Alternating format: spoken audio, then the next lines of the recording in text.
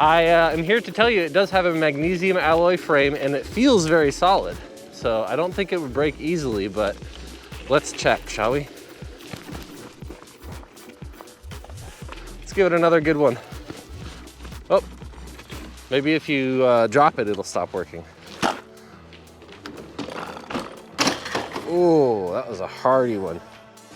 Hey everybody, it's Ginger on Wheels here again. Thanks for tuning in to the channel where we get to test and review the latest electrically wheeled gadgets. This is an electric scooter, and as we all know, they can get very expensive very fast. The mid-range V-sets and Cabos cost around $2,000 or $3,000. The Dualtrons or a Nami can cost you $3,000 or $4,000. But this scooter right here is $389. And it wasn't until recently that this price range of scooter was just total garbage. But today we have got the SpeedRid A1, and it is actually a surprisingly decent budget scooter.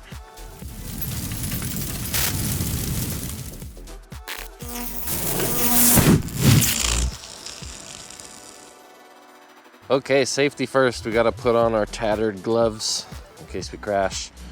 Because this scooter is surprisingly quick. It has a top speed of around 20 miles per hour. To turn it on, push the button here. Makes a nice little noise that reminds me of the intro to one of the Jackson 5 songs. Cool little display here. I can say that it's full color because it has a lot of blue, and then the gear that you're in is in color, and also the there's like a little icon that tells you that the Bluetooth is activated. It's red. The scooter has 3 speed modes, and it's not like Eco, Drive, and Sport. It's just speed modes 1, 2, and 3. And to switch between them, pretty standard protocol. You just double tap the one and only button on the scooter here. Now I'm in speed mode 3. If you tap the button once, the lights turn on and off. It has a pretty cool headlight. Let me show you this headlight real quick. It's like an LED light bar, and you'd think it would be a really broad spread, but it's actually pretty pointed. I saw it earlier in my house. It's not dark enough to see right now, and that's the thing, it isn't very bright at all, but it's kind of cool. So 20 mile per hour top speed. Oops, I switched it into kilometers per hour. So I think to switch it, we triple tap. Yep, and it goes into miles per hour. You do have to push the scooter to get it started. It's got that kickstart feature always activated. I think you can turn it on and off in the app though. The scooter does have an app. It's called the Tuya app.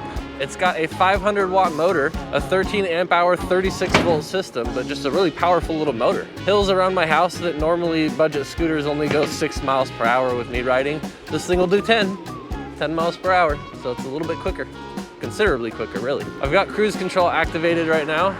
If I hold the throttle for, I think it's 5 or 6 seconds, the scooter goes doot, and then it'll lock the speed on for me. And you can turn that off in the app, like I said. It's got 10-inch pneumatic tires with lots of air in them, so it's nice and squishy, but it doesn't have any suspension. All right, we got to the park in record time. I just want to go to the park real quick and kind of show you guys around the scooter. And this is a new park. We haven't been here before. Really? Okay. Stupid crosswalk button broken.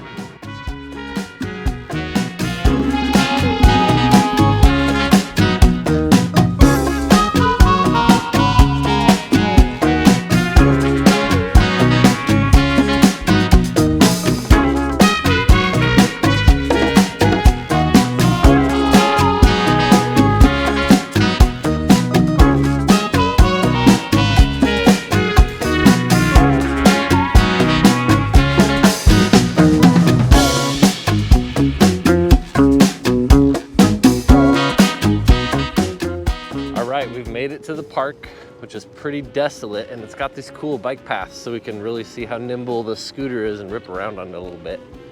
I've got the PSI on the tires at 43 right now. Surprisingly grippy, very nimble little scooter, me likey. I couldn't really test the performance on the sidewalk we were on earlier because it's just so bumpy and it's right next to all those cars. Yeah, this thing can grip. This thing corners nicely. All right, so one of the major elephants in the room when we're talking about a scooter as cheap as this one is durability. Everyone just assumes a scooter like this is gonna break, but I am here to tell you it does have a magnesium alloy frame and it feels very solid. So I don't think it would break easily, but let's check, shall we? All right, did it break? No, still looks like it works fine. Let's give it another good one. Oh, You just crashed your scooter. Does it still work? Yeah, still works fine. Maybe if you drop it, it'll stop working. Ooh, yeah, nice hard hit. Nope, still works. On lots of cheaper scooters, like some of the high boys, the displays will stop working if you do hard drops like that. Or things like fenders or plastic bits will just come rattling or breaking off if you're on bouncy off-road stuff like this, which really isn't terrible. This isn't so bad. It goes a bit slower off-road, obviously. Okay, let's test some hills. There's some hills right in front of me here that most entry-level scooters, they go like 6 to 8 miles per hour. I've never seen one break 10, so let's see how this scooter does. A little downhill into it, going 20 miles an hour, and then the real struggle begins. Okay, little scooter. 9. I guess that's not terrible. 9. It was still slowing down though, so let's see if we can find a better hill up here. I think there's a nice good one. Oh, this whole road is just a big hill. It's okay though. I'm not worried about the range on this scooter because it's like I said, it has a 36 volt, 13 amp hour battery, which is surprisingly big. For 389 bucks, like I don't even think if you asked a battery builder to build you a 36 volt, 13 amp hour battery, if they could do it for 389 bucks. Makes you wonder what corners they clipped, but hey, here we are.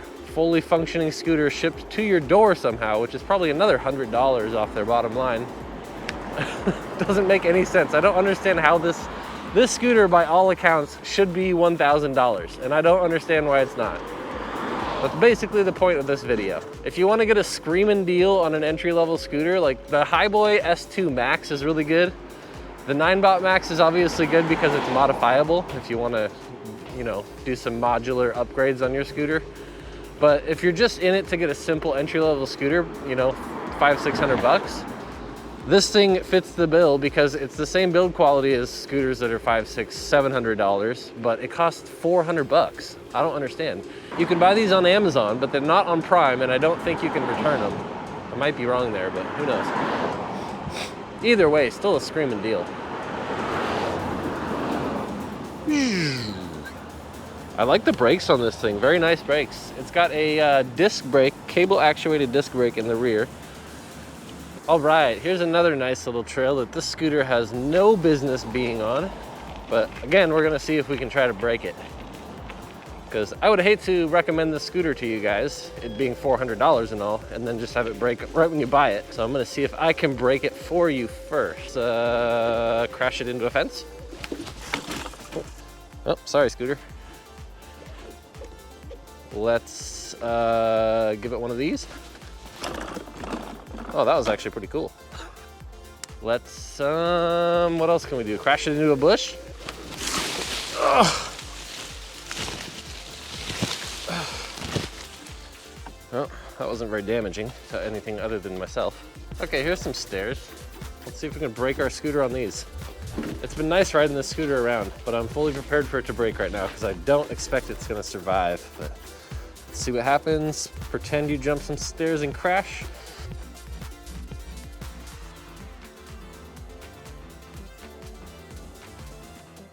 Took some damage on the brake lever there, big time. You can see that right there. And where else did we get damage? Oh, side of the frame a little bit. Right here, we got some scratches, and right there. Does it work though? Bar's broken. Well, bars are still working. Yep, everything's still working. And we can still ride it. Still work. Bars didn't even come unclipped. No lumpy tires. Do we have brakes still? Yep. Does the brake light still work? Smash that lever pretty hard. Yep, brake light still works. All right, aside from some cosmetic scratches, we're fully functioning. The $389 scooter that you probably couldn't even 3D print for as cheap as it is actually pretty durable. Surprise, surprise. I quite like this thing. Too bad I just damaged it, sending it off stairs. But at least, you know, I did it for science, I did it for you, I did it for the subscribers on the channel. I don't like damaging nice, new, shiny things, but we all needed to know if this brand was any good, if it was gonna break, and the answer is, it's pretty darn good. We already talked about the things I like about the scooter, which is pretty much everything. We gotta talk about the things that I don't like though, and there's only a couple that I've found. So let's talk about the first one. We gotta hop off real quick. It is the charge port. It's located down here. You get one charge port and it's really hard to open. You need a tool. Like, I don't know if my hands are just too big or what the deal is, but I can't get the little plastic cover off the charge port in there. It's recessed into the frame. So you need a little screwdriver to pop it out. Kind of annoying. My other little complaint is that this rear fender piece is plasticky. I don't know if you can hear it. It's a hard plastic, but I wish it were metal because then you could feel comfortable resting your foot on this piece. My third and final complaint is that you can't turn the kickstart off without downloading and using the app. I wish there was a series of button presses I could do to turn that off, but I don't like downloading these third-party apps.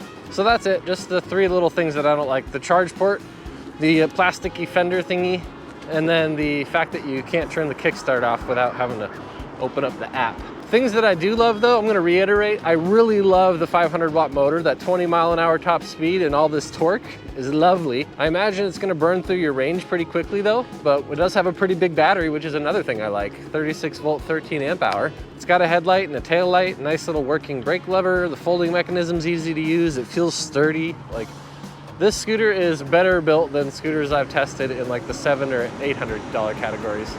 I won't name names here because I don't want to throw anyone under the bus, but let's just say this scooter outperforms, I think, all of the single motor commuter scooters that I've reviewed, except maybe the 9bot Max. All right, everyone, that's going to conclude our short ride video on the SpeedRid A1, a very surprisingly durable, nimble, 20 mile an hour top speed, 500 watt motor electric scooter that you can get for under $400.